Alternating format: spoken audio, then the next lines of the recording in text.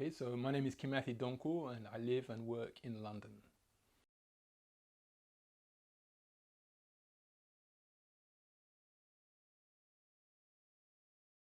Okay, so Under Fire is a large oil painting which I made in 2005, and it's part of a series of works called Fall Uprising. And Fall Uprising was um, it was a series for a solo exhibition which I held in the Betty Morton Gallery in Brixton in South London. And so there's a certain site specificity to the series in that the idea of Fall Uprising was that 2005 marked 20 years since the 1985 sort of conflict between sort of members of various communities in London and the Metropolitan Police, and we could say the black communities in particular. And these conflicts arose from two incidents, one in Brixton, the other in Tottenham, in which respectively two black women, grandmothers, sort of, had a very brutal encounter with the Metropolitan Police. And one of those women was Cynthia Jarrett, who died on I think it was the 5th of October 1985 during a police incursion into her house in Tottenham.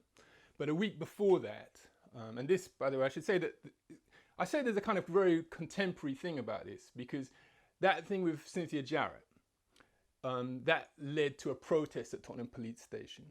The protest then turned into a conflict between the police and the sort of residents of the Broadwater Farm estate, which is the sort of main Tottenham community, as it were.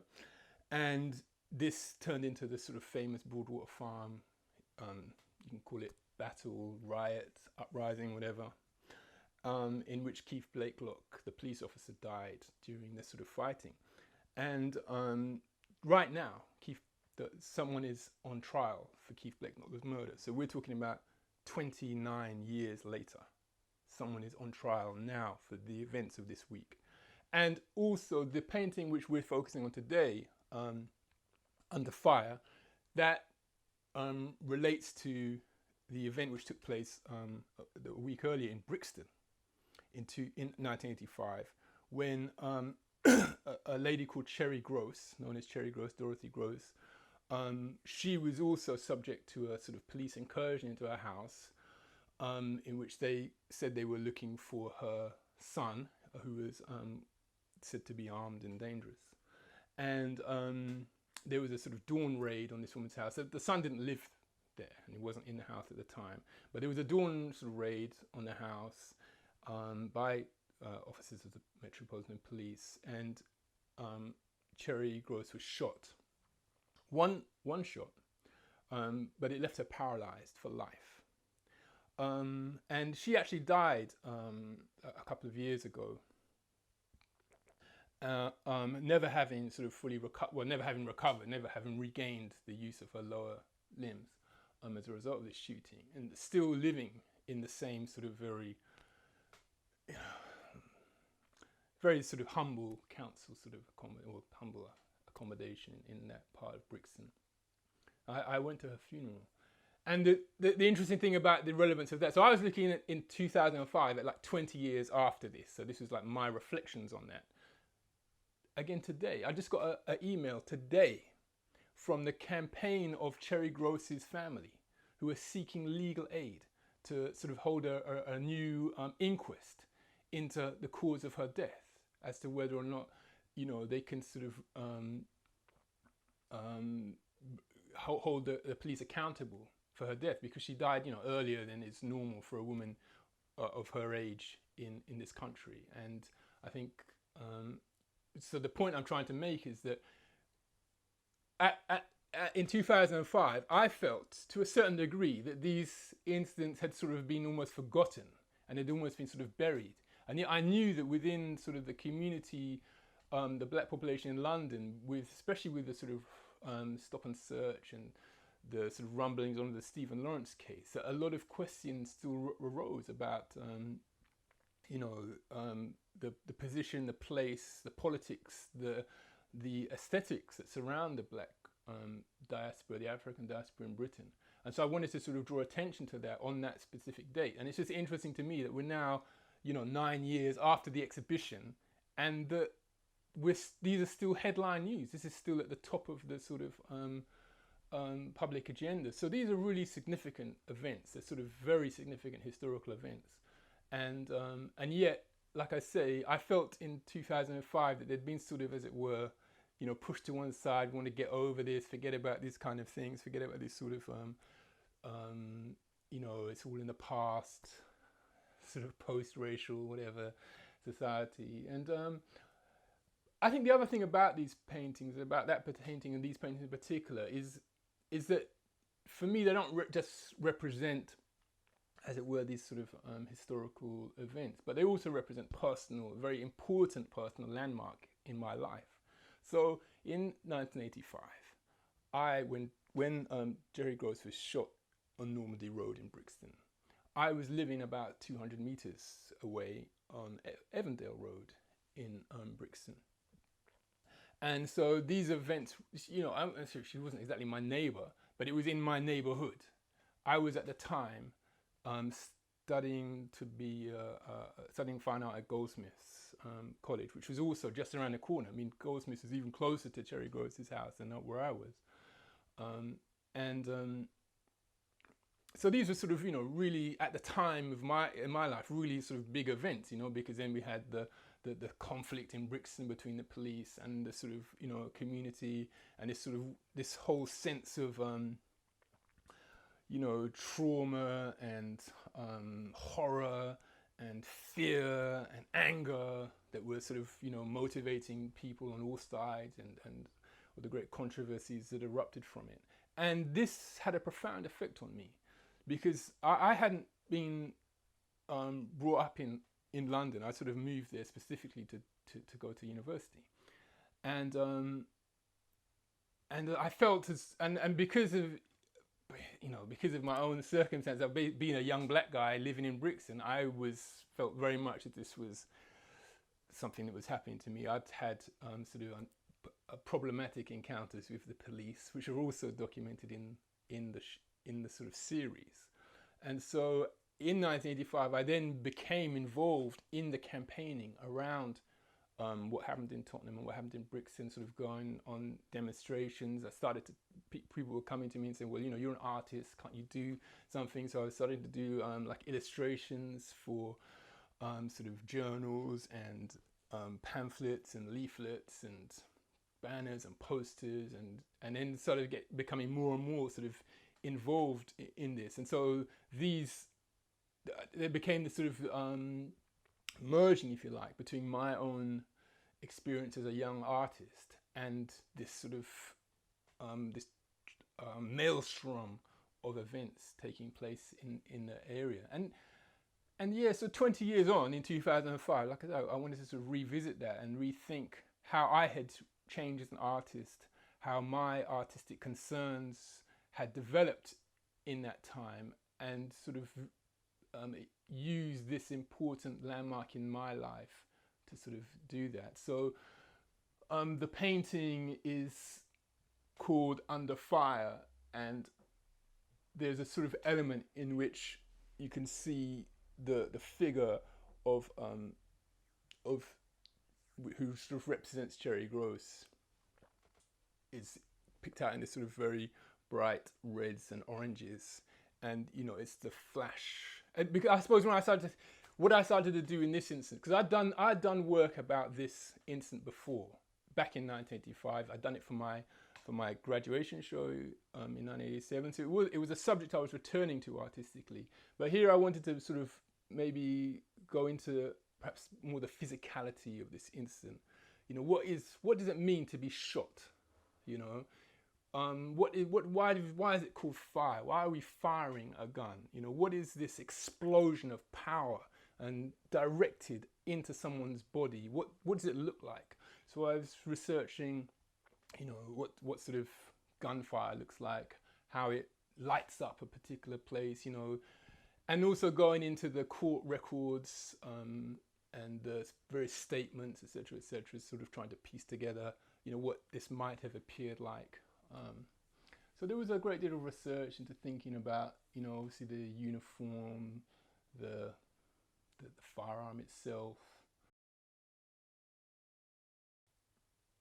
I try in all of my paintings to sort of address the aesthetic concerns, and by that I mean the look and the sort of feel and the way that the paint has been applied in all of its aspects, whether we're talking about texture or color or tone. I try to always relate that in some way to the narrative which I'm addressing.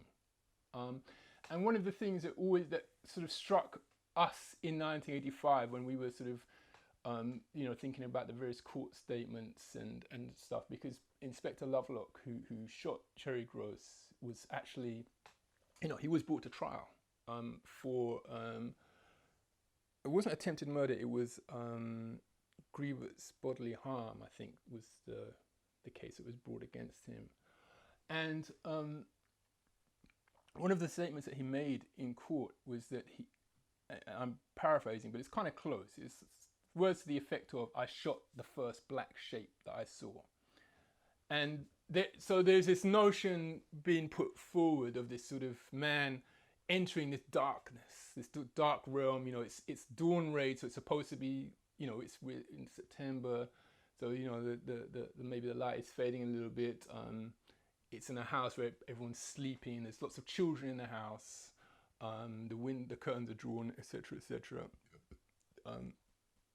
Mrs. Gross sort of is awoken by this sort of intrusion, and this policeman sort of shoots her. So this notion of sort of darkness and light, and the sort of gunfire being, as it were, the light which sort of illuminates this scene is really important to I think how we think about this. And obviously it's something which came up in the description by Lovelock of the sort of his encounter with blackness or with darkness.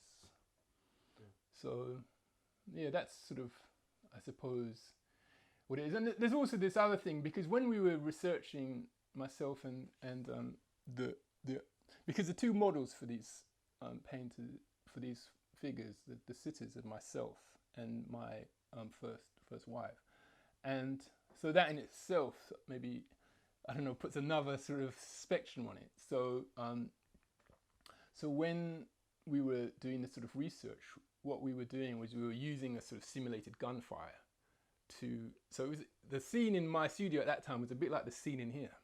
There was video cameras, and I was using a flash gun to simulate the gunfire. So what does that look like? So then there's this idea that you're in a darkened room, and what happens when a bright light goes off. Okay, so this work, Harriet Tubman En Route, and it's very specifically En Route, it's got the French because we're Canada, En Route to Canada, is a painting which I made in 2012, and it was for a sort of, it's even more when I consider it more than a series. I kind of consider it like a cycle, because it's something I've been doing for a long time, and I think will carry on for the whole of my sort of life, I think it's something I'll keep on returning to. So it's like a cycle of works called Queens of the Undead. And so I'll talk first a little bit about Queens of the Undead and about the show which we had at Iniva in 2012. So Queens of the Undead is a show which is a sort of a series of works, or a cycle of works, which addresses a group of women who are historical figures. They're quite prominent historical figures, who all of them have, I suppose, perhaps two things in common. I mean, each of them are sort of part of, if you like, the African world, call it African diaspora, or the African world, or the black world, or whatever you want to, kind of how you want to phrase it. And the other thing which they have in common, which is all of them were sort of military commanders in one way or another. And in particular, they were, as well as being military commanders, I suppose the third thing which they have in common, said two, but there's really three, is that all of them are sort of these are viewed as very heroic characters. So they're celebrated in their sort of countries of origin where they lived. So Harriet Tubman. I mean, I can speak. I mentioned very briefly the other two, and we'll come back to one of them because it's in the other painting. But the four figures which I've been focusing on mainly are Nanny of the Maroons from Jamaica, Njinga Mbandi from Angola, Ya Asantewaa from Ghana, and Harriet Tubman from the United States. Now, in England, what's interesting about as an English person, like if you were to go to school in England, you'd never really hear about any of these characters. You might at a stretch possibly hear about Harriet Tubman, but it's probably unlikely. So, but if you're in the United States, then you would be very hard not to have heard of Harriet Tubman, because my understanding is that in many states, I'm not sure all, but that she's a figure of such prominence that she's kind of often in the curriculum. And the reason that she's sort of in the curriculum is because of her role in what was called the Underground Railroad. And the Underground Railroad isn't the line from Stockwell Tube to Chalk Farm. It's not that kind of Underground Railroad. It's not the tube. The Underground Railroad was the name given during the 19th century to the various sort of secretive escape routes that people used to get out, to escape from slavery in the southern states into either the northern states, which were had abolished, some of which had abolished slavery, or most of which had abolished slavery, or even more securely after 1838 into Canada. So Harriet Tubman had been enslaved in Maryland. She'd been born into slavery. She, like many of her peers, had experienced very sort of rough and brutal sort of treatment, and fairly sort of almost middle-aged, she just took the decision to escape and to sort of leave, to free herself from bondage. And then she did something which is, I wouldn't say was unusual, not at all, but it's certainly remarkable to the extent which she did it, which is that over the period of about the next 10 years, she returned back to the South several times. And eventually, after, sort of by the time she sort of stopped, she had physically helped to escape about 70 people on these various different occasions. And bearing in mind that this was an extraordinarily dangerous sort of thing to do at the time, because slaves were considered by their masters or owners, or however they want to describe themselves, as very extremely valuable property, and to take someone was to be basically a thief. So you were to help someone escape was to be a thief. So you were a criminal straight up.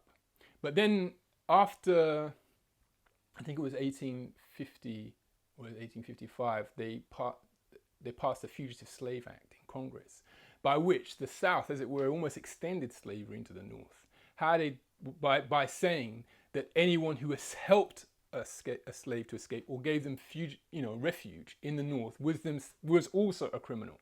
So it was, as it were, sort of criminalizing the whole abolitionist movement in a sense.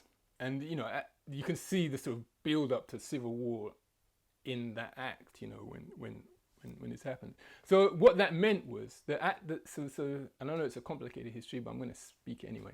What that meant was that after the British Empire had abolished slavery in its territories, including Canada, the only real safe place for a person escaping slavery in the United States, where they could be certain that they would have the protection of the state they lived, supposedly, would be to go north to Canada, because Britain had, as I said, abolished slavery in its empire, and northern states in the United States were still subject to this Fugitive Slave Act. So Harriet Tubman, many of her journeys were to Canada. Some of the family relatives that she took, she lived in Canada for a long time. And in that sense, she kind of is a part of the British, you could think of her as part of the sort of British African heritage or diaspora kind of discourse, if you like. In the same way that we can think of, Jamaica in the 19th century or Ghana or other areas because of the fact that Canada was at that stage part of the British Empire, still is a Commonwealth country, then the relationship between Canada and people like Harriet Tubman sort of puts us in this British discourse, and that's why I wanted to focus on in this painting as well, the snow, the ice, the sort of this thing which as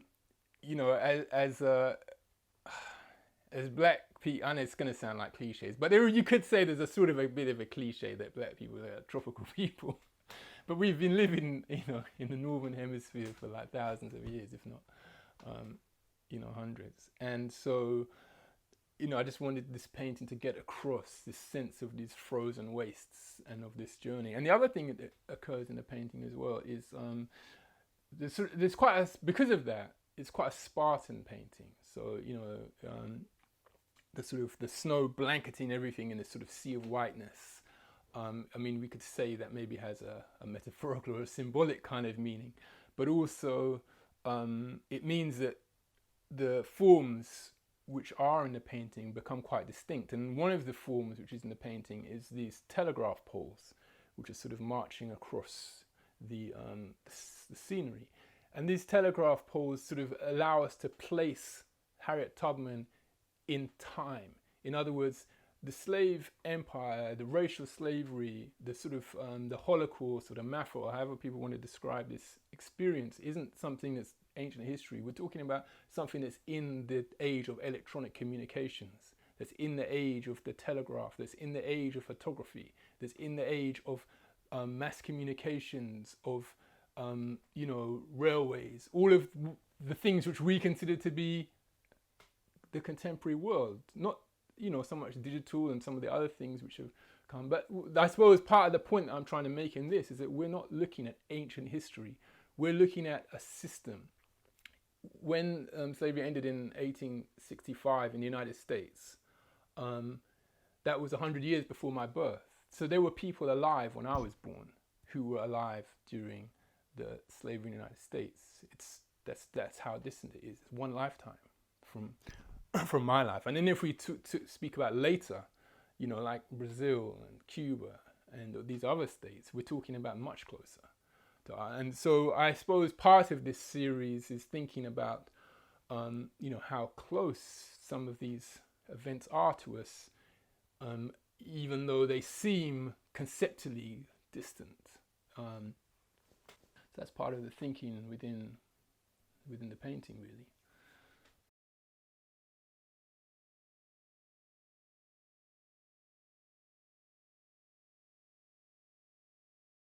So, history is obviously a massive sort of field, and it's a field which has got its own sort of rules, its own laws, and its own mechanisms, which are somewhat distinct from the field of art, and particularly from the field of figurative painting, which is where I'm sort of more situated in.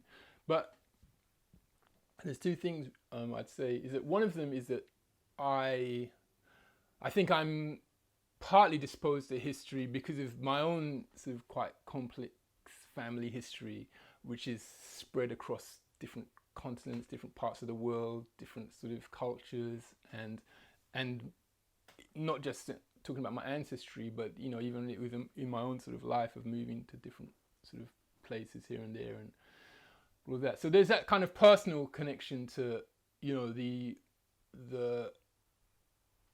I don't know, the sort of the ups and downs, the journeys, the odyssey of life. But I also think that from the perspective of an artist, we talk about art as contemporary art. That's the sort of current phrase that we use. And this is the temporal sort of discourse. This is a discourse about time. To use the word contemporary, or to use the word modern, or to use the word traditional, or to use the word postmodern, we're talking about history. So as artists, if we're engaging in something which we consider consciously to be contemporary or modernist or traditional or whatever phrase you want to use, then we're already engaged in a historical discourse just from the fact that we enter into that way of thinking about art. So then we can't as artists, claim to be either have escaped from or have no interest in or not be in some way determined by a historical process. So in that sense, I think, and one of the things that happens in my paintings is that I do sort of play with historical forms of painting, with historical forms of artistic discourse. This painting sort of has quite a strong quotation from The Doubt Can These Dry Bones Live, which is a pre-Raphaelite painting by an English painter called Bowler. And obviously that painting, from its title, it's a very famous painting that's in the sort of Tate collection. It's normally on permanent display, and it's all about resurrection. And it is and it sort of questions. It's called The Doubt. It questions the notion of resurrection. And so obviously there's all of this possibility as a painter, thinking again about the history of art and how it intermingles with the history of painting, with sort of political and social history, to sort of play with these different forms and sort of draw interesting parallels or possibilities. So one of the things that's interesting to me about this is that Bowler was making the painting at the same time that Harriet Tubman was engaged in her sort of adventures. So there's a sort of spiritual adventure, if you like, that Bowler's taking through painting, and then this sort of real life sort of resurrection which Harriet Tubman is doing, literally bringing people, as it were, from the dead, in her life's work. And so I wanted to make that connection in the painting. And then we have a similar sort of thing with the other figure, which is a quotation from a Caravaggio painting, the Martyrdom of St. Matthew, which is in Rome.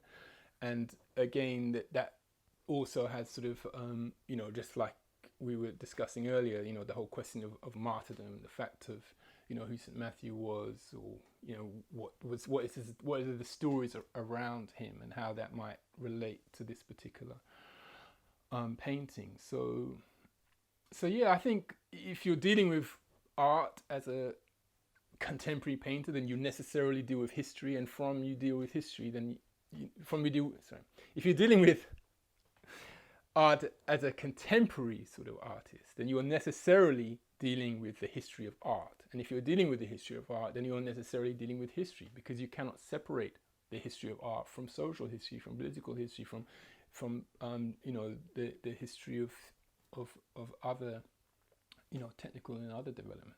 So this is how I'm thinking. Okay, so London Visitation from Nanny of the Maroons. That's a kind of a work which came about through a commissioning process. So it's quite a recent work. It's just the autumn just gone. Well, I actually painted in summer, which you can probably see. It's a very summery sort of painting, and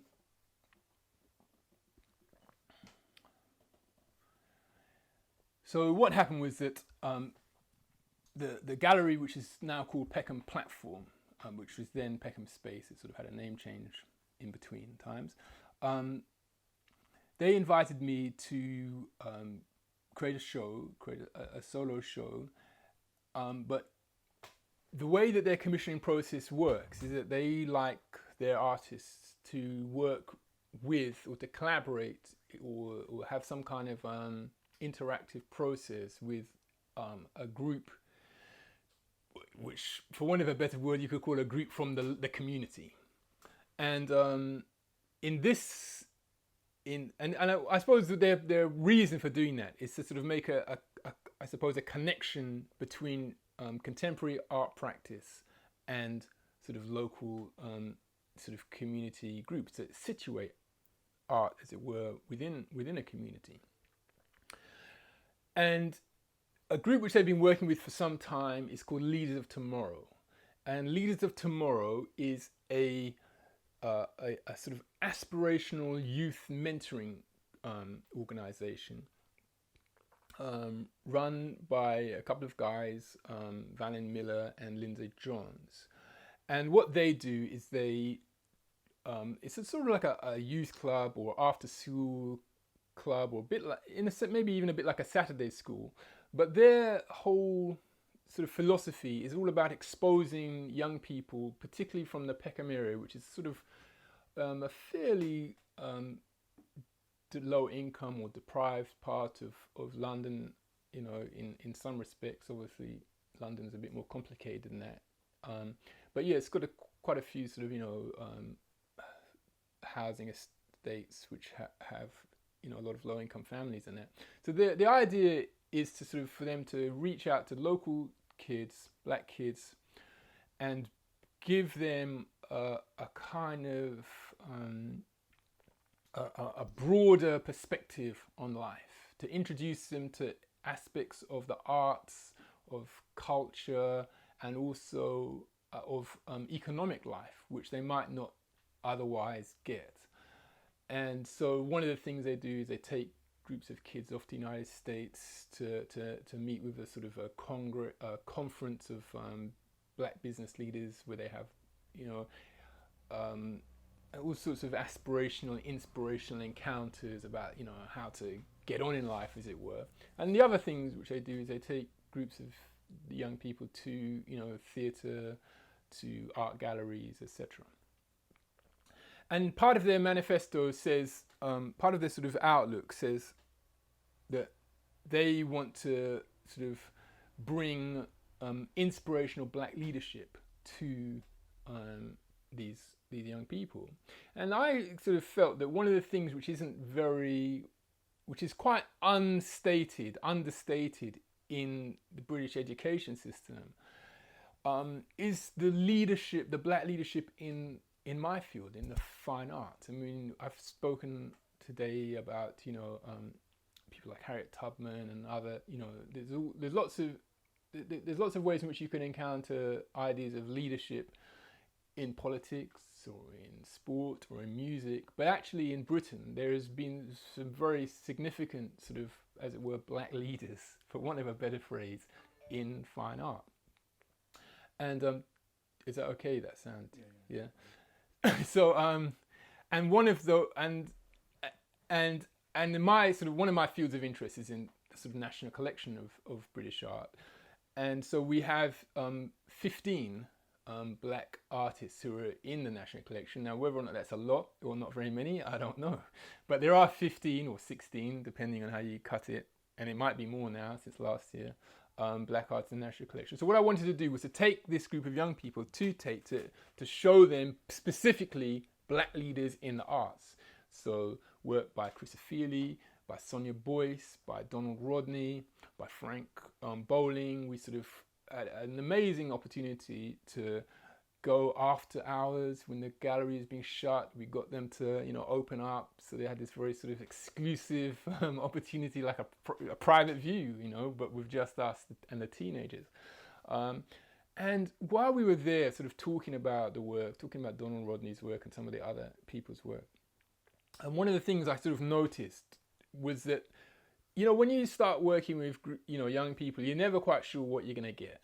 You know, it could be one thing, it could be the other. And in this instance, I was just really knocked out by the sort of really enthusiastic, highly thought out, engaged, sort of very proactive. I'm sort of reaching for different sort of superlatives to describe my sort of the way that the impact that this group of young people had on me. And I'm not, you know, I don't, it's not to say that it was a surprise. It was just a really enjoyable experience, you know. And that's partly because of, you know, the selective process that Leaders of Tomorrow goes through, you know, and to do with the way these young people are as a group of individuals. But it was just a really enjoyable sort of experience.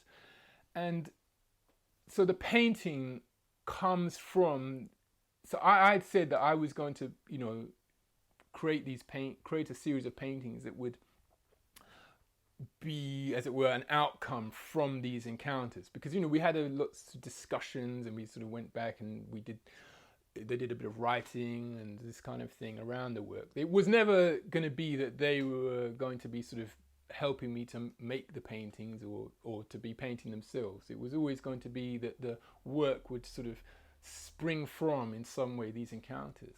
And for me, the most direct thing that I wanted to do was really to maybe communicate some of the joy and the optimism and the enthusiasm which these young people had, but in a way which is kind of quite more reflective, perhaps, of where they're at. They're all at school. They're all studious. They have to spend a lot of their time, in books and thinking about, what their future is going to be. So it's a kind of a joy which is sort of quite intellectual, for want of a better word. So I started working with this figure, this seated figure, who's sort of, tapping at her, her sort of her notebook computer. And partly that was also a reflection of my own, experience over many years of sort of interacting with people and just seeing people just spending all their time. This is where we're getting our knowledge from. This is what we're doing. And then the Nanny of the Maroons, she's like one of those queens of the undead, which is, I suppose, it even speaks to the whole notion of the undead, because my conception of a historical figure is that historical figures have a kind of an afterlife, but an afterlife in the real world. And I don't want to sound too mystical or too, too sort of metaphysical about this. But I think when we're talking about historical figures, there's a way in which they populate our daily life, perhaps in an invisible way or in a visible way, depending on how they've been sort of documented or recorded. So Nanny of the Maroons is this character, from Jamaican history, who's a very, very sort of, she herself is a very enigmatic, sort of fleeting figure. She appears very, very briefly in sort of documentation, but in Jamaica, there's a whole sort of mythology, a whole sort of discourse, communities, all kinds of stories and recollections of this character, who was a sort of a resistance leader, she's like a kind of, a Jamaican Joan of Arc, if you like, sort of, fighting against British occupation and sort of against enslavement, particularly in that period. So I imagine her as a spirit, as a kind of a spiritual figure, peering like a sort of black-winged angel, sort of watching over these young people in Britain. And the landscape we have is, one of the young people actually lived quite close to here, and I met them up outside the studio, sort of walking up and down while I was working on the series, and they said, well, they sort of lived up the road, and we have in this area these really incredibly in summer lush, beautiful forest that's at the back of all the houses. You see the street and it's like bricks, but when you go behind the houses, particularly in South London, you've got all these gardens with all these trees, and you should have this, and it's like a forest throughout the whole city. So I just wanted to also think about this urban environment. The urban environment is often described as, for black kids as being, tower blocks and all of that. And I wanted to say, well, no, we're also living in these sort of imperial era sort of honey brick housing with these lush sort of garden forests in our view. So that's sort of the explanation of the painting in a way.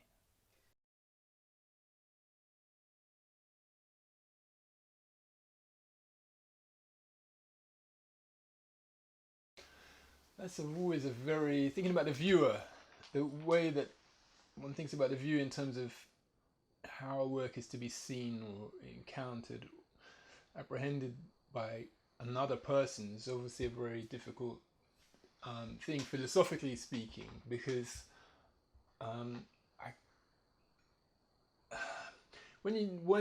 these paintings are quite long and involved processes. I mean, there's the research element in terms of the sort of narrative, in terms of the figuration, in terms of the composition. There's so many elements to kind of producing a painting like this, in terms of materials, what pigments one's going to use, what medium specifically, you know, one's going to use, the technicalities of which brush to use in a particular moment, and what knife or what other, you know, how one would use one's fingers, or all the, there's so much that's going on in the making of a painting like this, that to at the same time try to envisage how another person sees it is really difficult. But in a sense, I find that I'm almost always doing that, because one of the things that happens, I think specifically over when you're working on something for a long time, is you start to get very familiar with it. So what I'm constantly doing is trying to unfamiliarize myself with it, so that I don't become complacent in the appearance of the work.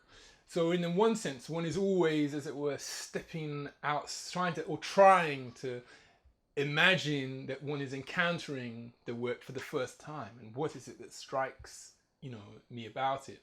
And that I suppose in that sense, I start to build up a picture as I'm working of what the encounter might be. So you can never really sort of predetermine or predict what your audience is going to think, but because of the process I've just described, there's a way in which that sort of starts to materialize in one's mind as you're making a piece. So, for example, in a piece like London Visitation, you can see that there's this very intense, sort of bright, you know, blue, which I've tried to sort of get. I mean, this is a painting which I made plein air, on plein air, like the old sort of impressionists. So I took this enormous great canvas out into the sort of the back garden, as we say. I don't know if they say that in America, the back lot. I don't know. We took it out into the back garden, into the yard, backyard, and sort of stood the painting up in the sort of sunshine, and actually painted, you know, what's there, what's in front of me, the trees, the sky, the jets, the way the sun sort of strikes the buildings. So in doing that, I'm kind of trying to create a sort of sense of intensity of what it feels like to be in summer in this particular part of South London, to be, as it were, you know, chilling out in this environment. And so the way that I sort of try to make this blue happen, as it were, is very much from the point of view of like getting that impact. And so I've constantly over the years had to, like I say, keep stepping out of myself to think, well, what's it gonna be like when you first see this, you know? And it's a real struggle, but that's one kind of side of it. I suppose the other side of it I'm really interested in as well is to do with some of the narrative content of my work, so some of the narrative allusions or references which I'm making. And that is a really even more difficult thing, because there I kind of can do it with a little anecdote, and it's to do with Cy Twombly, the sort of recently deceased, sort of very highly regarded American abstract expressionist. Is that the right one? Is it right to call him an abstract expressionist? But you know, there's an abstract sort of painter with very sort of expressionistic or sort of gestural marks on his work. And he spent a lot of time sort of in Southern Europe. And if you look at the titles of some of his works, they sort of relate to, you know, kind of sort of ancient Greek sort of mythology, you know, I don't know, like, I mean, I used to have an example in my mind, but I can't remember. But, you know, it might be sort of a painting which is related to, you know, Pericles or you know, Athena or something like this.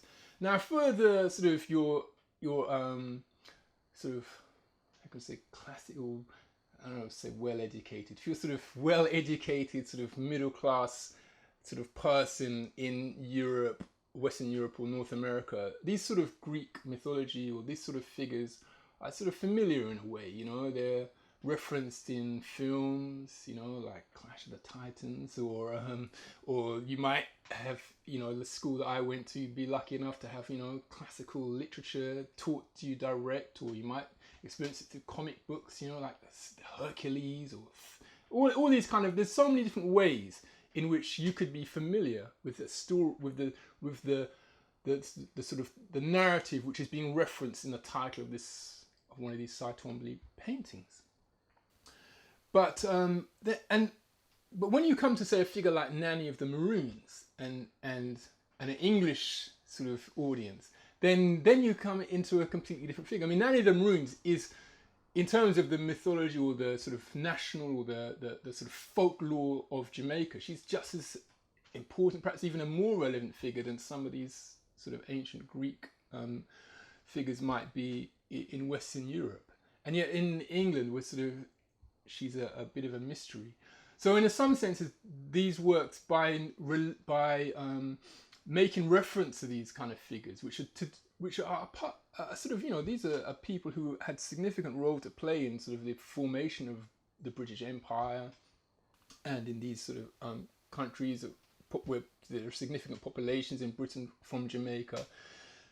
I'm sort of challenging, if you like, or encouraging or enticing the viewer to maybe do some of the work. That if they don't know who Nanny of the Maroons is, or who Yara Santiwa is, or who Harriet Tubman is, then, you know, this is the age of the tablet. Just type in the letters or just click on the name and, you know, find out. So there's a way in which I'm sort of, in some ways, acknowledging the fact that a lot of these figures are submerged historically, that the narratives aren't sort of as well known, as well understood, as well referenced as, say, Greek or Christian or Latin or other Islamic mythologies might be. But I'm sort of I'm sort of perhaps putting something forward to the viewer to say, come and think about who these figures are and how does this relate to our situation. Because Nanny of the Maroons in this painting makes an appearance, as it were, in sort of South London. And why? What is Nanny of the Maroons to South London? Why should she be brought into this into this kind of imagery? What's the relevance of this figure, and what might it mean to not just people with a Jamaican ancestry or Jamaican connections, but to the whole of the city, to the whole of the country, who, you know, where all of these interactions, you know, sort of might exist. So these are some of the, you know, some areas I'm thinking of with regard to audience.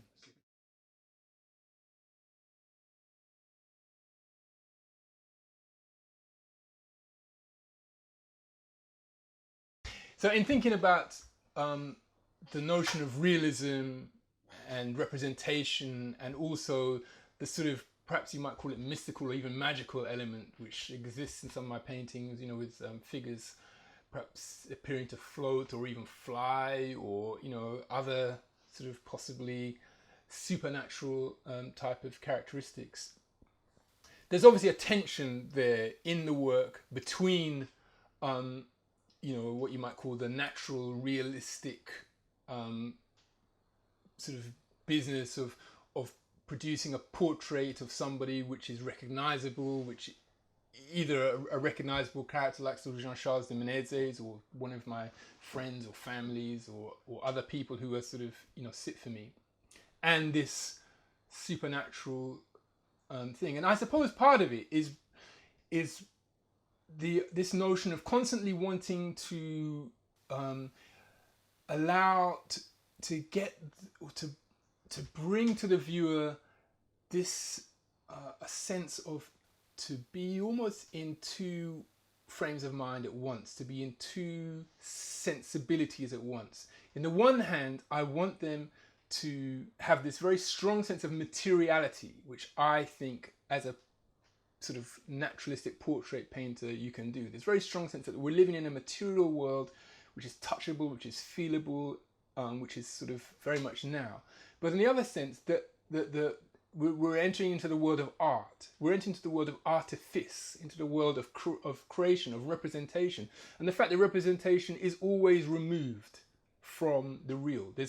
When you talk about representation, you're always talking about, you know, we can think of, you know, the real, the object, you know, and then we think of the representation, which, as it were, stands between us and the object. And there's a way in which many art forms, particularly the more naturalistic art forms, like, for example, photography or film or sort of portraiture, where this boundary is blurred, where the representation seems to be, you know, the real. And I think with painting, and it's not something which is exclusive to painting, but you can do it in any form. But with painting, you have this very immediate possibility of sort of making clear this relationship, that we're not talking about realism. So in other words, if I sort of introduce Nanny of the Maroons as a sort of floating or flying figure, this is in a way perhaps signaling that we don't really know Nanny of the Maroons. We don't really know who she is or who she was, and we can never really, as I say really, we can, it's gone. That moment is no longer with us. It's with us as a memory, as a recollection, as a sort of a creation of now, something which we can bring into being now.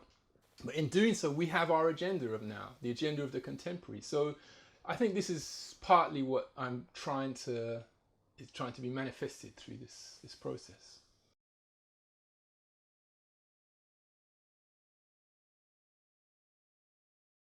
Well, I suppose, you know, when you ask me about influence, you know, I mean, I should take the sort of the arrogant position and say, well, no one's influenced me. I'm an original genius. That's a very, let me rephrase it. Yeah, go on. The conversations. Okay, the conversation. So there's a way in which, because I can see that there are dialogues. There is a way in which definitely that I feel that my work. I mean, I spoke earlier about, you know, the contemporary and the idea that if you engage with as an artist of the contemporary, then you're automatically engaging with a sort of process of art historical discourse. And what that means is that inevitably, as a producer, you're engaged in a kind of a dialogue, a discourse, a relationship with other producers. You're part of a, you know, as it were, a world of or a network, you might say, in a sort of Latourian sense or a Deleuzian sense, of, you know, different sort of players in the field. And so we can talk about dialogue, we can talk about influence, I suppose, or we can talk perhaps about appropriation is another way of thinking about it. And also, I think another phrase which is also useful from my practice is the notion by Debord of détournement, which is this notion that you can take a work and sort of, by appropriating in a particular way, transform the meaning of the original work by perhaps bringing to attention something that's very specific. And so when I approach any particular work, I'm always very conscious of that process. And many of the works have very specific sort of relationships to very specific, you know, other works. So Caravaggio is an artist who I've been particularly kind of interested in, and obviously he's not a very contemporary sort of artist, but I think Caravaggio is a kind of quite a pivotal artist in sort of terms of the way that painting has operated over the last, you know, in the modernist period. And so there's quite a few sort of quotations from Caravaggio, but in a sense I'm being a bit eclectic and sort of grabbing, you know, making little announcements or little sort of nudges or little sort of gestures towards, you know, a sort of a vast range of sort of practitioners from Picasso through to Titian, and you mentioned Kerry James Marshall, and I think I would be remiss if I wouldn't also say that Keith Piper and Sonia Boyce as being sort of people who particularly in some of the sensibility of their work, have sort of helped to inform me, or where I see myself in terms of a sort of a melee, perhaps, of other practitioners.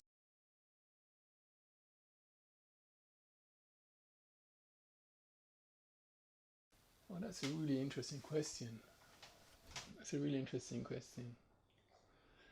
Yeah, I mean, I think.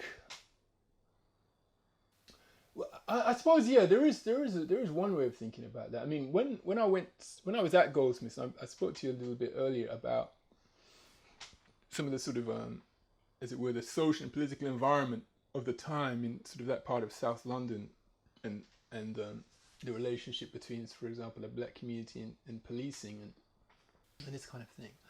And at that time, we were in a period of history which has come to be known as, you know, the Black Arts movement of the 80s. And I was sort of just sort of entering into college at the time that movement was sort of taking off, or had sort of was starting on its, had sort of already the momentum of this movement had already sort of come into being. And so one of the things that happened when I entered into Goldsmiths, there was already quite a lot of controversy and around the way the canon had been constructed in the academy at that time. And in particular, there was a group of artists, myself, Linda Gorman, I'd say probably Mark Seeley, Jennifer Comrie, Zarina Bimji, sort of a group of artists of Asian, African, Caribbean sort of heritage. Also at the time there was Eugene Palmer, Derek Malduku, and in some of the other colleges, people like Amanda Holliday, Mowbray Odonkor, and they were engaged in this sort of they call it dialogue, conflict, discourse, agonistic relationship with the sort of academic figures, to say, well, there's a gap, there's a sort of a blank space, a sort of a terra blanca in the academic thing, which is we don't really see you in any way engaging with black art except through the medium, through the sort of the discourse of the tribal. That's the only way in which the college was able to sort of bring black artists into the academy, through the idea of the tribal and through the mechanism of anthropology. And even though this was, so they had no conception of Jacob Lawrence. They didn't know, the Goldsmiths had no idea who was Aaron Douglas. They'd never heard of Barclay Hendricks. As for David Hammond and I could just go on listing sort of Carrie Mae Weems, or anybody from the United States, or Ben Nwanru in Nigeria, or Ibrahim El Salahi. They didn't know anything about this. And they weren't interested in it as well. And obviously we, as students, as black art students, we didn't know anything about it either, because if you don't get it from the academy, where are you going to get it from? So we were engaged in this sort of really struggle with the authorities to try to change or to rethink the canon and to rethink the academy and how, art history and contemporary art practice was being taught, and to stop it from being so, I would say, institutionally racist and Eurocentric, which was what it was. And we had certain victories, we had certain achievements. We sort of put a petition to the authorities, and sort of the next term they had invited Veronica McKenzie, it's Veronica McKenzie, isn't it? And Veronica Ryan, sorry, yeah. They invited Veronica Ryan, the sort of ceramicist, and also Sonia Boyce to come and give tutorials. And obviously those artists were already sort of, had a thriving practice. And it may be that the academicians were perhaps aware of these artists, but didn't perhaps realise the urgency that once you have a sort of multiracial, multi-ethnic, student body, then you do have to, think about this. I mean, I would argue that it doesn't matter whether or not there are black students or not, or Chinese students or not, in an academy. To pretend to be teaching art history and not to be teaching about contemporary or modernist or traditional art from China or from India or from South America or from Australia or from Southern Africa or from the Maghreb is a mistake, and it might seem too much, but the way we felt it was as though this had been closed off or put to one side, as though it was literally Eurocentric, that artists and art can only be or generally are white men from the ruling class, the ruling elites of Western Europe, and everyone else is kind of like an afterthought. And we were very much part of a global movement, decolonization, saying, well, no, this has got to change, this can't stand. So I'd say that was, it was a kind of quite an antagonistic kind of relationship in a way.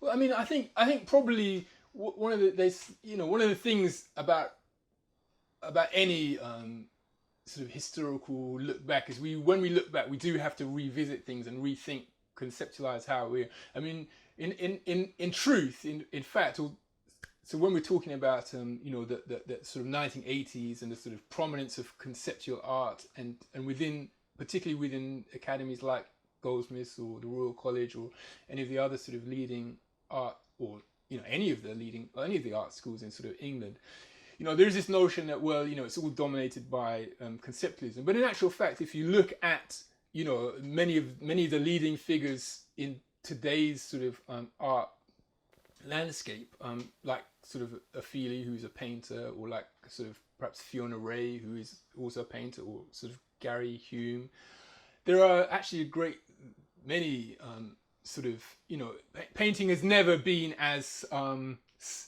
sidelined or as uninteresting as it's sometimes made out to be. And even if we talk about an artist like the unmentionable one, a lot of his practice is actually painting as well. And so at the time I didn't feel that there was any problem. I think the problem that I had Goldsmiths is more to do with the narrative content of my work and the relationship with community, and the thing that I felt was that I was trying to do what I consider to be a socially engaged practice, and there you might sort of think about people like sort of Jeremy Deller or other of that period, and I felt I was engaged in I was dealing with what I would characterized now as a socially engaged practice.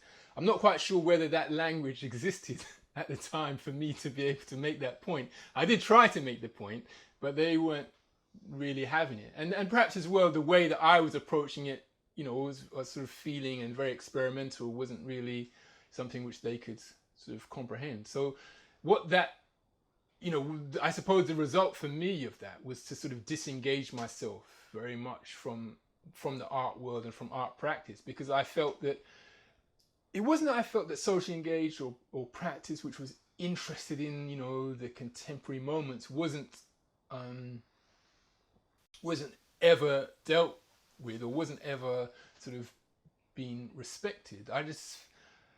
I did feel though that there was a kind of period when interest in that just faded, and that wasn't helpful to me. It wasn't something I wasn't interested in, being purely a commercial artist or being purely engaged in formal concerns about what is art or what is painting. It wasn't something which was at the center of my interest as an artist, and so I kind of disengaged very much for a long time, and I needed to, because I needed to become stronger in my understanding of what it is I really was trying to do, and I think so when I sort of re-engaged around in the sort of early 2000s, there was a much, I think the intervening period for me had been really important, that I had gone out, I had taught Black history and Black studies, and been engaged in all kinds of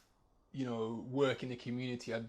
I was at one stage the the chairman of the Black Roof Housing Association, where I think Keith Piper and Donald Rodney were living. So I sort of had a much sort of deeper understanding of what it is that was to be the underpinning of some of the narrative and formal interests of my work. And I needed to travel. I needed to go to Egypt, to go to visit West Africa, to visit the Caribbean. I needed to sort of to re-engage with those kind of places to help me, make that transition much stronger. And I simply, didn't have the resources at that early age to do that.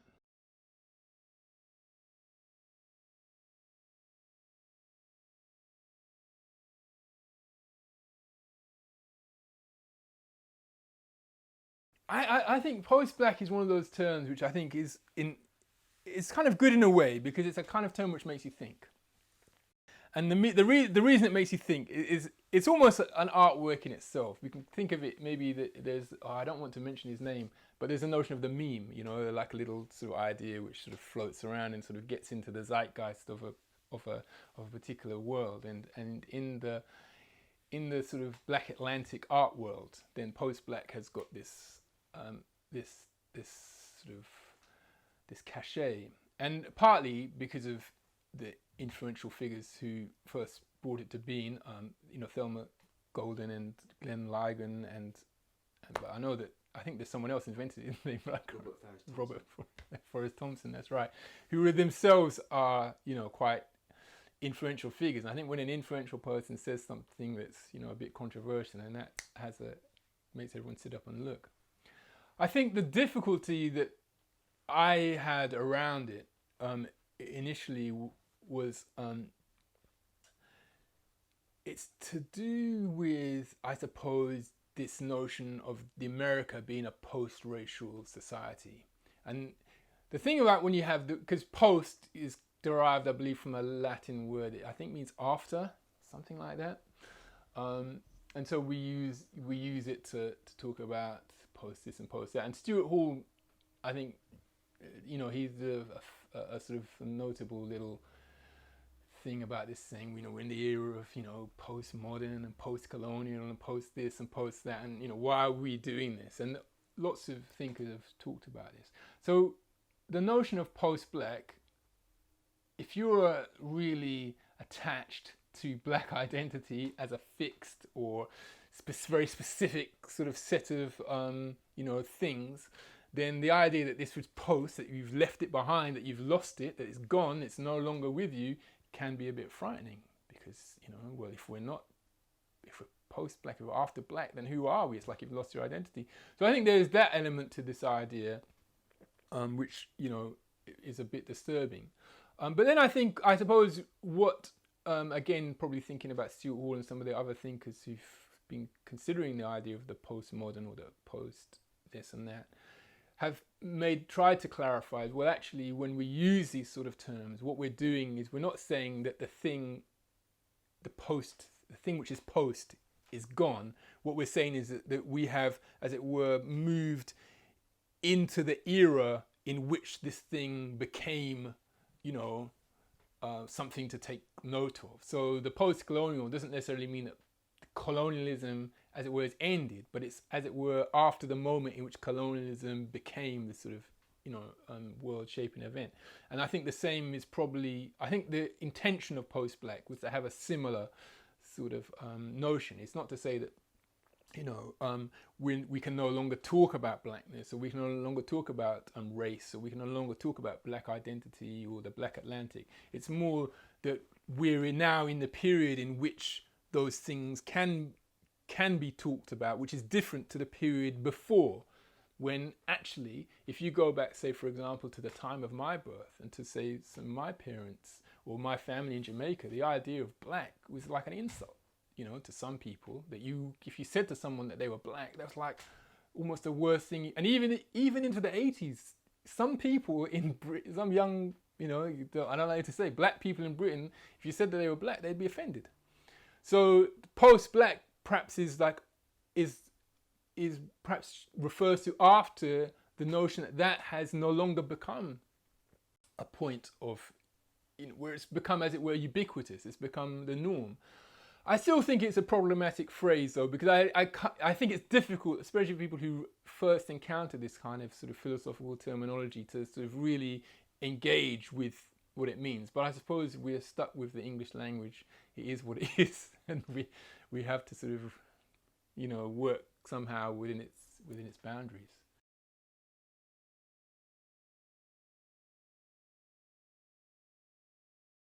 Okay, so the relevance of the concept of post-black to the British scene as opposed to the American scene, where civil rights movement, or perhaps more pertinent to talk about the black movement and the Black Power movement, because obviously civil rights doesn't have the word black in it. So you'd need to relate in the United States to something which had the term black to make it post-black. And I think perhaps the slight difference in Britain is that we have a black moment, as it were, but it's a different type of agency. And I think there's one of the other differences is that Ligon and Golden and others have talked about complicating the idea of blackness in the United States, and that's partly because in the United States the concept of blackness had been legally and sort of socially defined in very sort of rigid ways, and that was part of the whole question of segregation and the sort of legal constraints on black identity, which needed to be exploded in order to sort of have this freedom. So whereas in Britain itself, that is the island of Great Britain, as opposed to the British Empire, we have a sort of very a clearly different sort of set of historical circumstances, and one of them being that there's the notion of very, very divergent sources of so-called black identity. So people like sort of Shonibari and Ofili and Lynette Yiadom Boaki and other kind of artists who come from, say, West Africa, from Nigeria, from Ghana, from these sort of what used to be British colonies, as opposed to people like, for example, Eddie Chambers, or I've mentioned before Sonia Boyce or Steve McQueen, for example, who come from a sort of Caribbean situation, and these are very obviously there's similarities and there's parallels and there's relationships, but in terms of the sort of politics of race, in terms of the politics of politics, in terms of the politics of art, these are really different things. Paul Dash, for example, has spoken about the way in which in the Caribbean and people who come from a Caribbean identity have to sort of really wrestle with the notion of artistic identity. What is the art of the Caribbean? What is the art history of the Caribbean? It's what is its relationship to Britishness? What can young black people who have that as part of their ancestry or part of their family or community background, what can they relate to, as opposed to, say, someone who's coming from, say, a Nigerian background who perhaps in Nigeria the notion of the relationship between art and sort of identity is perhaps more prominent, with things like the Ife sculptural tradition, or the Benin sculptural tradition, or in Ghana we have all kinds of things like the Kente sort of symbolism, which is, so there's this sort of notion that, so in other words, what I'm trying to say is that Britain as this sort of metropolitan center in which different streams of the African world, the African diaspora, come together, has a very different set of questions of identity than the United States, I think.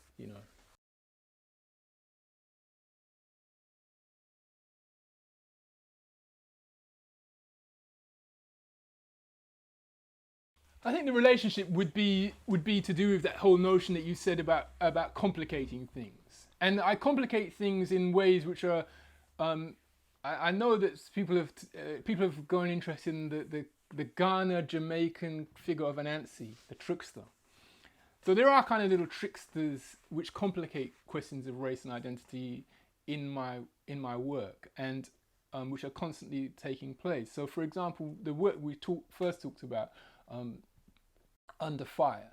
I mean, the sort of historical incident to which the work refers, which is the shooting of Cherry Gross, is where a white policeman, the bad guy, has shot, the black innocent grandmother, and I think that's a very clear and important narrative to sort of to deal with, particularly in the context of the time when Britain was a sort of chief ally of apartheid South Africa, and which we were very conscious of in Britain at that moment. But in the painting, the model for the police shooter is myself, and that does complicate it, because as much as the British police have shot one black woman in 30 years ago in London, the Jamaican police, where there are black policemen shooting black people, are killing the black population of Jamaica at the rate of hundreds a year, literally hundreds. And then if you travel to places like South Africa and Nigeria, you see this this figure kind of escalate. So in that sense, what the painting does is by putting a black man in place of the sort of the white shooter, sort of broadens out this question to be not just one of racial conflict, but also to be one of the relationship between the person and the state. The person, if you like, perhaps the post-colonial or the neo-colonial state. What kind of a sort of 1984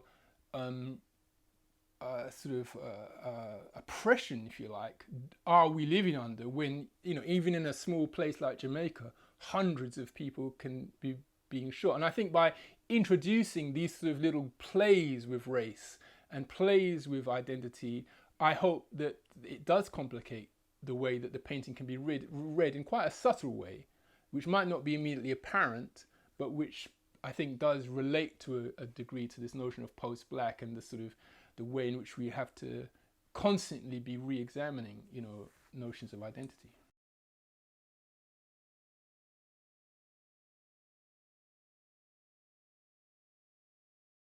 I mean, that's an interesting thing, because obviously we're speaking as part of a project today. I mean, in terms of thinking about approaching the work of artists who are black in relationship to discourses of race and what that means, this is obviously we're here today talking, as it were, under that umbrella. And I think there's a way in which all artists, there's a universality in this. And I'm not necessarily saying that being universal is necessarily good, but I just want to point out this universality, which is that whenever you're working, particularly as an artist in something like the field of painting, where the work, as it were, speaks in a way which is perhaps quite even unconscious, or perhaps what am I trying to say? In a way which is, yes, complex. I think there's a way that I think we can. What am I trying to say? I'm trying to say that every artist emerges from a particular structure of identity discourses, and none of us have the ability to, as it were, escape that as being the ground from which we emerge, or the background from which we sort of come. We can then talk about transcendence, the degree to which people who are from a different, background, or a different set of identities, or who have a different set of identity concerns, can then relate to what is universal within that sort of work. So if you take again, we go back to something like, just say, I mean, I spoke already about Under Fire, and the way that sort of asks the viewer to to think not just about black identity, not just about the relationship between a man and a woman, because we have a sort of male figure and a female figure, not just to think about the relationship of the subject to the state, but also to think about the notion of violence itself. And these are questions which are broader. But I think there is a pressure, I believe there's a pressure for many artists, depending on where they're coming from, but particularly I think it applies to black artists, to somehow pretend that we don't come from where we come from, that we're not who we are. And this I find to be difficult, because when we talk about the sort of young British artists, there's a word in there, young, that's an identity. British, that's an identity. Artist is an identity. So we have three identity signifiers sort of marching along, young British artists. Is anyone saying that they should take those three signifiers and put them to one side? I mean, yeah, of course, in a way you do put them to one side, but in another way you don't. They are part of your sort of, you know, your thing. They're part of how you've come into being, how you've come into the world. And black people in the West and our existence in the world has been contested. You know, we're emerging from a culture which was eugenic in its relationship to black people, in which it was the normal discourse to think of black people as being an evolutionary cul-de-sac, that we were dispensable as a thing. And I'm not talking necessarily that one has to be, you know, feeling resentful about that, but we cannot escape that reality, just in the same way as a female artist, a white female artist, or a black female artist, or a Chinese female artist, cannot escape the fact that she is coming from, emerging from a society in which the idea of a female artist has been contested, has been sort of held down, suppressed, or put to one side. So all of these identities play a role in our work, and some of them sort of become more prominent at a particular time. You know, the Italian Renaissance. In what way can we think of the Italian Renaissance in art history without thinking about Rome, the Italian city, Italy, the Italian country, you know, Mediterranean arts, which, you know, in terms of the relationship between Rome and Greece, you know, we cannot be honest and say we can't have an identity discourse.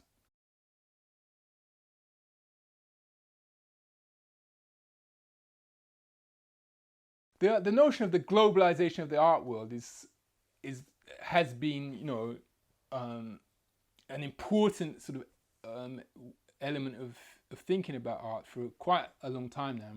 It's no longer a new thing. It's not even a 10-year-old thing. It's, you know, becoming a 20 kind of year-old thing. If we look back to sort of the late 90s big biennales and Documenta and Okwi and Weizur and all of these other figures that have come to sort of broaden out art world. I think essentially what we're seeing, I don't think we can separate this from the question of post-coloniality and the question of metropolitan and centre, and the question of really the diffusion of power, and that could mean cultural power as well as political, and you know, as well as political and economic power. So, you know, we're emerging from, and we have to put a bit of a grand narrative here. We're emerging from a situation, if we look back 100 years from now, we're 1914 to 2014. So what was the situation in 1914? In 1914, according to Vladimir Ilyich Lenin, but other people as well, the entire world was divided up amongst a few European, North American empires. So the United States, France, Britain, Germany, Belgium, Russia, and that was it. And Japan, you know. Every country in the world was in some way or another subject to this small group of powers. And in the 100 years, and obviously that led to a massive conflagration. I don't want to give a whole world history lesson, but that led to a massive conflagration in which, you know, the First World War, which is celebrating or marking a centenary of it now, we might go back to it, who knows. But and over in the intervening 100 years, power has diffused. the empires have been broken up. They've been realigned. They've been, people have declared independence. We've been through a lot, and power has diffused away from those metropolitan centers. And inevitably, cultural and aesthetic power diffuses away, or has been taken, reclaimed. We learned today, for example, that Nigeria is now the largest GDP in Africa, whereas previously it was South Africa. So, we see the shifting of power. We learned that by the end of this decade, China will be the world's biggest economy, whereas before it was the United States. So power in economic terms is shifting. And I think it's understandable that like I say, aesthetic or cultural power will also, move and change. And this, I think, is what I understand by the globalization of the art world, that we can no longer simply look at one set of people, one set of standards, one particular canon is being censored. Well, you see, I suppose the interesting thing, who was it that said this? It might have been, again, Stuart Hall, who might have mentioned, but I think also we can go back to W. Du Bois as well, who talked about the double consciousness. But Stuart Hall talked to, I think it was him, or was it Gilroy? I'm not sure, but he spoke about the notion that the black subject is almost, the epitome of the postmodern in a sense, because of the trajectory of our histories. So if you look at my own sort of personal ancestry and history, so my ancestry directly is of a Ghanaian father and an Anglo-Jewish mother, born in Bournemouth in Britain, adopted into a family where my adopted mother was Jamaican and my adoptive father was sort of Anglo-Welsh. So already, we have and by the way, my English birth mother was Jewish. So if we think of that as being a sort of, we've already got a global idea in my sort of personal family history already. So in a sense, maybe I think of it as the art world sort of starting to catch up with reality, that the representation is starting to sort of reflect the thing that it represents. It's supposed to represent the world in a person like myself, and perhaps probably looking around at the crew, if their multiple ancestries and the trajectories of migration and sort of moving around, and I actually don't think that this is necessarily particularly new. Humanity, we've got two legs. We've been walking this planet for a million years, weaving our way and crossing paths and going around. So it's not, but I think what's happening is that we're much more becoming conscious of the enormity of these movements and the enormity of all these interweavings and stories which cross and sort of go from one territory to the other. So yeah.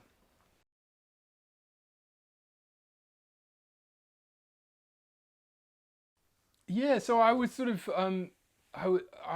in 2010 I was sort of one of the participants in one of these sort of globalized events, which was the Sao Paulo Biennale, and that was an extraordinary experience for me, partly just because of visiting Sao Paulo, and I'd traveled across the Atlantic previously to the Caribbean, but I think Sao Paulo is a really interesting place. I mean, firstly, there was if we could speak about the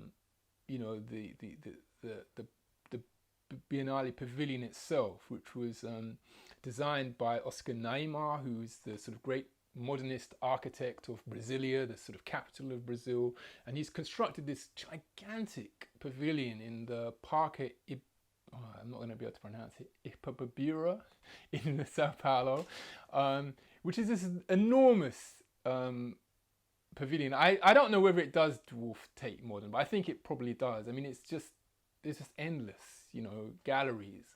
And so, and that kind of speaks perhaps to the ambition of, the sort of Brazilian art establishment, or the Brazilian ruling class who wanted to showcase the strength and power of their engagement with art, and so in that sense, the Biennale becomes a sort of a big advertisement for Brazil and Brazil's engagement with the world. And I think for me it was a perfect match, because I was at the same time working on a series of paintings, and indeed this painting which they commissioned, the Jean-Charles de Menezes, kind of in a way critiqued this notion, and sort of throws that a little bit into question.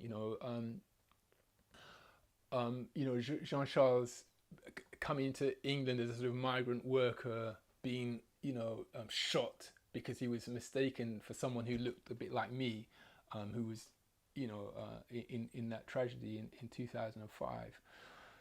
So how was that painting received in Sao Paulo, in Brazil, in the Brazilian context, given the emotional issues around Well, this is one of the difficulties of being involved in a big Biennale. I mean, I think generally it was well received, but I think it's a difficulty, isn't it, with it? When I went to the Biennale, I mean, I think it maybe perhaps got a little bit lost in all of the other, the sort of vastness of this cavernous sort of exhibition. And there was a lot of controversy around the show anyway, to do with animal rights, to do with politicization of, literally it was in the Brazilian election, and the question of whether various presidential and other candidates were sort of using the Biennale in one respect or another, or using artworks to thing. But yeah, I suppose there's a way, isn't there, in which, like, again, I mentioned this earlier when I was talking about Under Fire, in Britain there's a massive hoo-ha and big controversy about the accidental or otherwise shooting of Jean-Charles de Menezes. In Brazil, the shooting of someone by accident or otherwise by the police is not really a big everyday news item, because the Brazilian police, and this is not in any way to diminish the atrocity which took place against Jean-Charles, but more perhaps to note the sort of massive amount of state violence against the population of the country in Brazil, and so I think that in itself is something which maybe is, how a work might be received in a particular context, if that makes sense. I think perhaps some of the other work which related to the relationship and the history of Brazil's relationship to Africa perhaps had more resonance in a way. But then again, my experience was that Brazilian society is still really, in some ways, a bit like British society. It's really wrestling with this and hasn't at all. Well, it's a long way. It's very conflicted, about the relationship between white and black, and between race and nation. All of these discourses are really sort of at a very they're very controversial, in that country.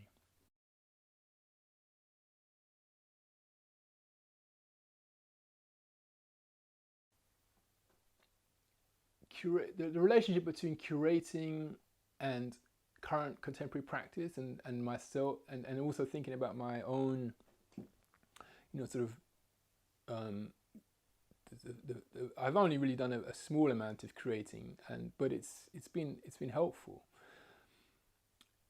It's really interesting, because once you, as it were, they've got a phrase in English which is a poacher turned gamekeeper, which is when you sort of switch over from one side of a perhaps slightly antagonistic relationship to the other side. And there is a sort of natural antagonism between artists and curators, because and it's interesting, we're talking about representation. We've been talking about representation before, and about the way in which a representative artwork, whether it be a photograph or a painting or a drawing or a written text, might represent something, and then how that stands between, the representer, the represented, and the representee.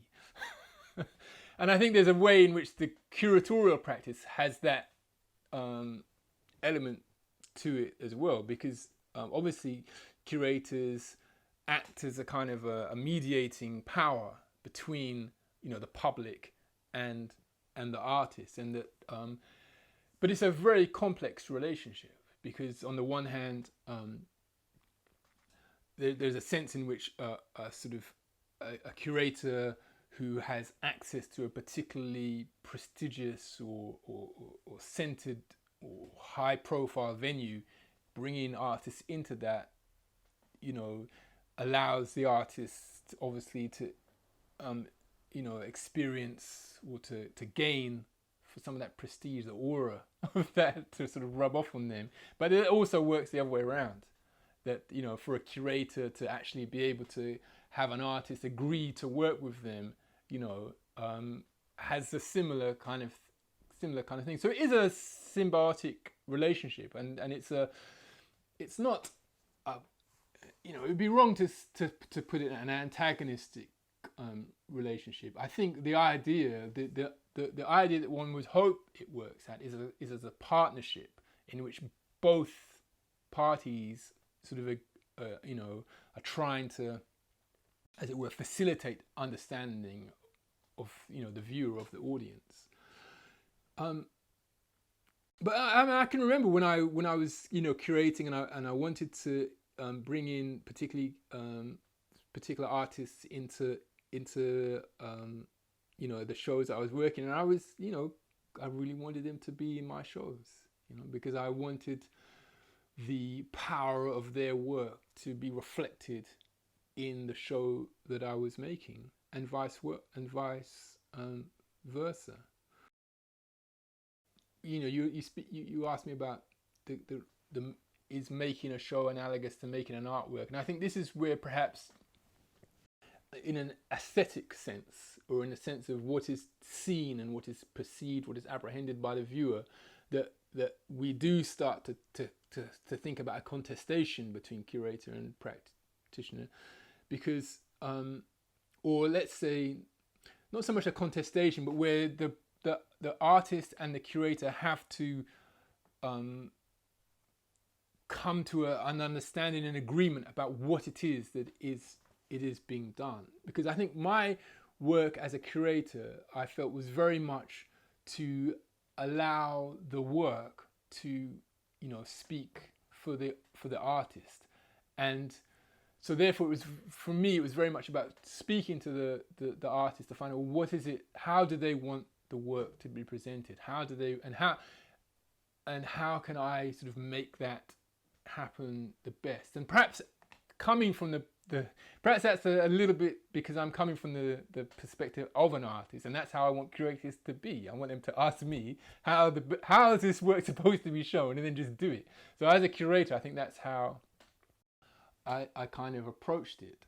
But then, of course, you can also have this notion to what extent does because the curator obviously wants their vision or their understanding of how work should be curated to be apparent, even if not to the public, at least to their peers. So that when their peers, other curators or museum people or, you know, collectors, that they, or even artists, when they sort of come into a particular show, they say, oh yeah, this is definitely how, you know, so and so normally curate. So there's this notion that a curator might have a bit of a signature.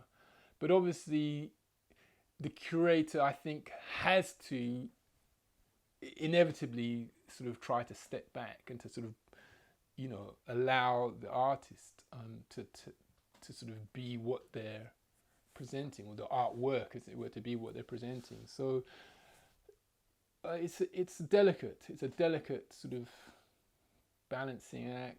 You know, it's something which requires a great deal of finesse and diplomacy and careful thinking and cooperation. And the best circumstances are where, you know, we talk about gatekeeper, but in a sense it's not that, is it? A curator works with artworks and with artists who they like, who they want to work with, and vice versa. So it's, in the utopian ideal, it's a positive sort of merging of, you know, sympathetic views, hopefully.